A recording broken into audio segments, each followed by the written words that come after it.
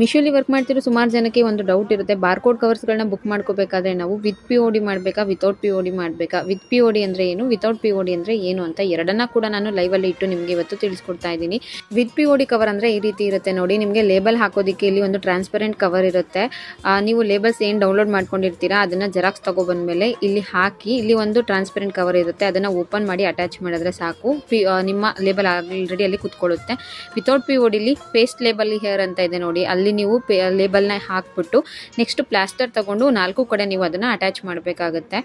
ಇದೇ ಎರಡು ಡಿಫ್ರೆನ್ಸ್ ಇರುವಂತದ್ದು. ವಿತೌಟ್ POD ತಗೊಂಡಾಗ ನೋಡಿ ಈ ರೀತಿ ಲೇಬಲ್ನ 4 ಕಡೆ ಹಾಕಬೇಕಾಗುತ್ತೆ. ಸಿಂಗಲ್ ಆರ್ಡರ್ ಇದ್ದಾಗ ಅಥವಾ 2-3 ಆರ್ಡರ್ ಇದ್ದಾಗ ನೀವು ಇದನ್ನ ಈಸಿಲಿ ಮ್ಯಾನೇಜ್ ಮಾಡ್ಕೋಬಹುದು. ಜಾಸ್ತಿ ಆರ್ಡರ್ಸ್ ಬಂದಾಗ ಸ್ವಲ್ಪ ಕಷ್ಟ ಆಗಬಹುದು ಅಂತ ಅನ್ಸುತ್ತೆ, ಯಾಕಂದ್ರೆ ಲೇಬಲ್ ಹಾಕೋದಕ್ಕೆ ಕೆಲವು ಸಲ ಸಿಕ್ಕಾಪಟ್ಟೆ ಟೈಮ್ ತಗೊಳುತ್ತೆ.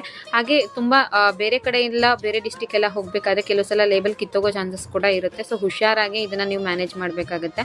ಇನ್ನು ವಿತ್ POD ತಗೊಂಡ್ರೆ ನೋಡಿ, ಲೇಬಲ್ನ ಹೀಗೆ ಹಾಕ್ಬಿಟ್ಟು ಅಲ್ಲಿ ಟ್ರಾನ್ಸ್ಪರೆಂಟ್ ಕವರ್ ಇರುತ್ತಲ್ಲ ಅದನ್ನ ಓಪನ್ ಮಾಡಿ ಅಟ್ಯಾಚ್ ಮಾಡಿದ್ರೆ ಮುಗೀತು. ಸಿಂಪಲ್ ಕೆಲಸ ಅನ್ಸುತ್ತೆ ನೋಡಿ. ನಿಮಗೆ ಯಾವ್ದು ಅನುಕೂಲ ಅನ್ಸುತ್ತೋ ನೀವು ಅದನ್ನ ತಗೋಬಹುದು. ನನ್ನ ಪ್ರಕಾರ ವಿತ್ POD ಇರುತ್ತಲ್ಲ ಅದು ಬೆಸ್ಟ್ ಅನ್ಸುತ್ತೆ. ಇದೇ ರೀತಿ ಮೀಶೋ ರಿಲೇಟೆಡ್ ಅಪ್ಡೇಟ್ಸ್ಗೆ ನನ್ನ ಪೇಜ್ನ ಫಾಲೋ ಮಾಡಿ. Thank you.